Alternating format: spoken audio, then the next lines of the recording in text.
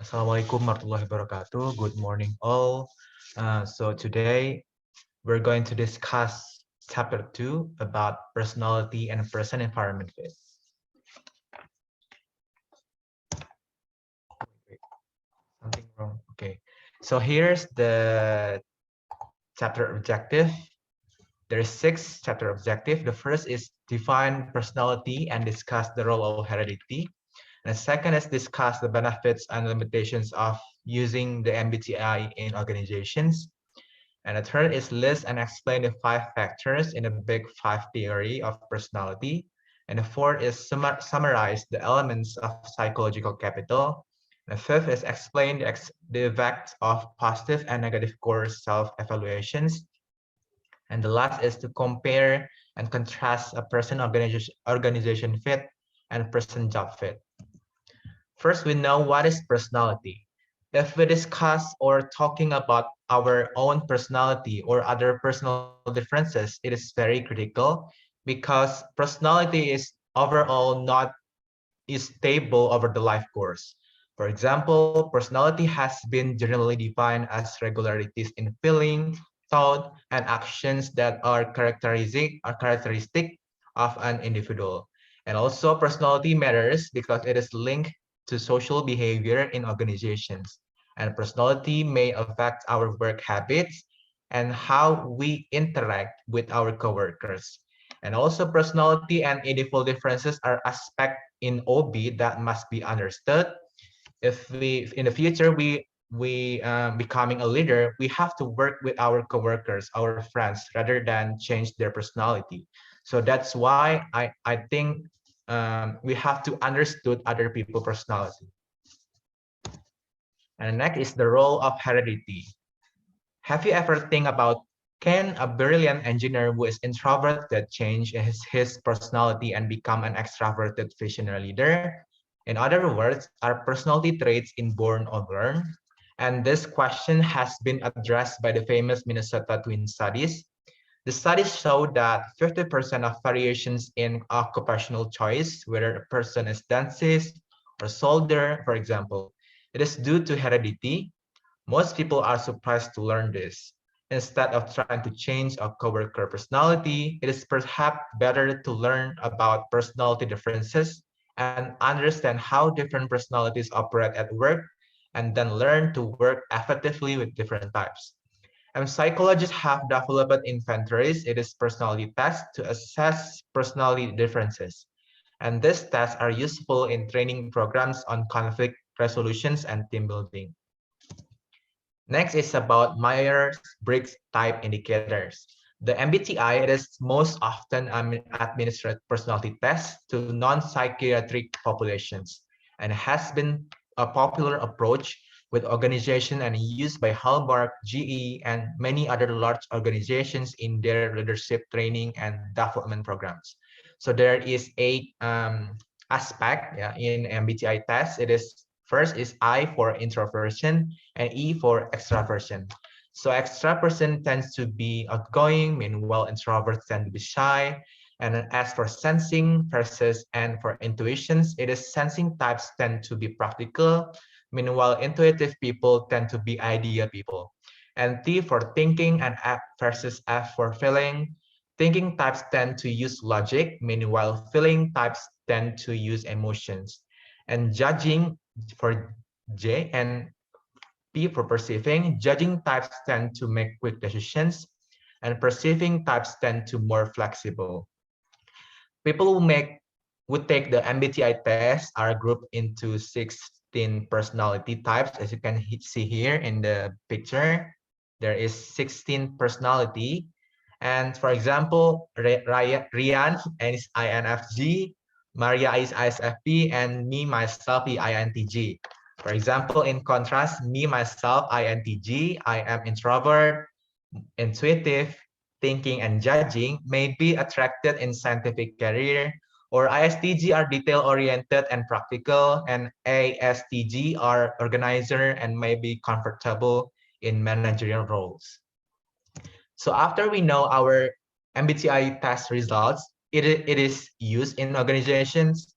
And the best use for the MBTI appears to be cover conflict resolutions and team building. And this is where it is most often used in management training programs and classrooms. And the value of the MBTI is to enable people in organization to discuss personality differences in their approach to work in non-judgmental way. At the workplace, everyone has something to offer, and it takes all types of people for teams and organizations to be effective. And for a leader, this underscores the importance of understanding individual differences because to build effective teams, everyone needs to feel valued and to be engaged. And the other personality assessment is the Big Five.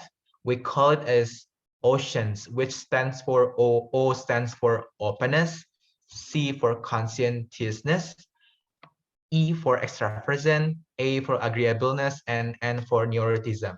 So openness, it is personal willingness to embrace new ideas and new situations by being curious, original, intellectual, creative, and open to new ideas. And C is represent the characteristic of being person who follow through and get things done by being organized, systematic, punctual, achievement-oriented, and definable. And an extra person is person who being outgoing, talkative, sociable, and enjoying social situations. And A for agreeableness, it is being nice person in general by being affable, tolerant, sensitive, trusting, kind, and warm. And the last is neuroticism. It is being the tendency by being anxious, irritable, temperamental, and moody. Next is psychological capital or PsyCap. PsyCap has been shown to be positively related to employee empowerment and engagement. Fred Lutan and his colleagues have articulated a four-part explanation of PsyCap.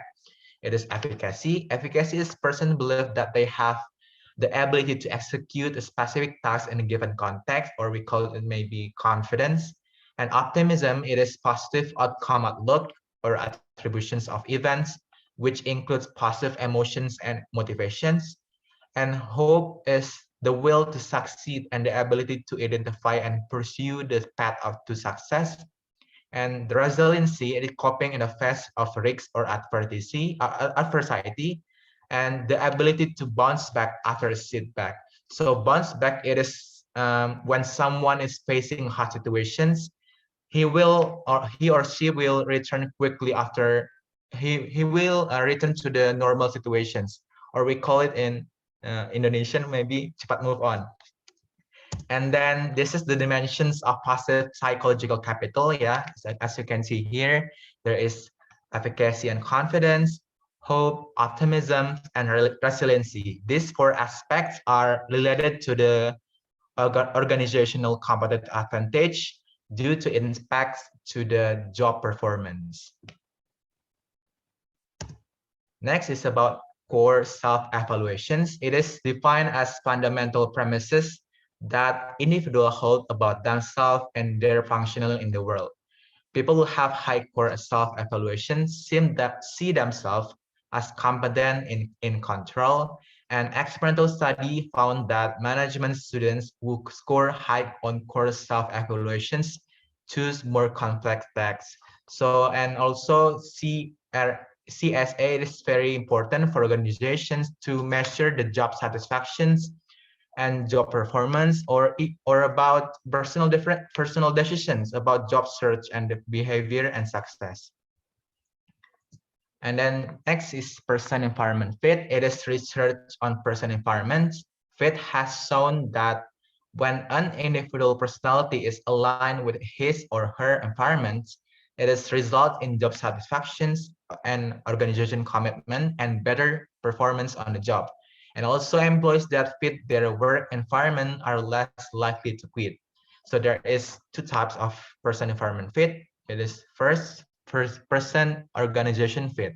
So person organization fit is viewed as the match between the person individual values and those of the organization they work for. Research evidence show that good person organization fit is positively related to job satisfactions, organizational commitment, and job performance. And the second is person job fit. And one of the best research theories of PG fit is John Holland personality job fit theory or Rayasek theory. He discovered 6 different personality types and examined occupations that match the types. So here's the model from John Holland. Here's the hexagon, yeah, as you can see here. There is realistic, investigative, artistic, social, enterprising, and conventional.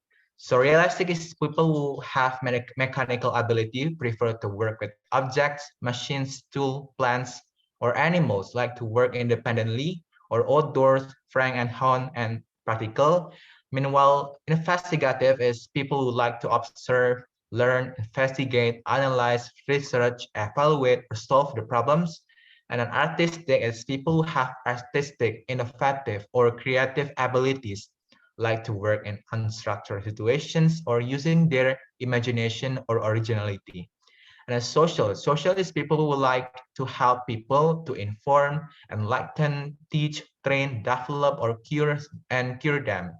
And then next is enterprising. It is people who like to work with people, direct, influence, persuade, perform, lead, or manage for organizational goals or economic gain. And the last is conventional. It is people who like to work with data and have clerical or numerical ability like structure, carrying things out in detail, or following through on others' instructions, and may enjoy working at the desk or office. So the personality that close one to another is similar. For example, realistic and investigative to artistic and the others. Meanwhile, the personality that is opposite, like realistic and social, it is dissimilar. For example, realistic is maybe more introverted and they are practical people that get things done. Meanwhile, social and this social is more extrovert and may enjoy social activities. Oh, I think that's all from my presentations. Thank you so much for your nice attention. If you have any questions, please ask me. Thank you.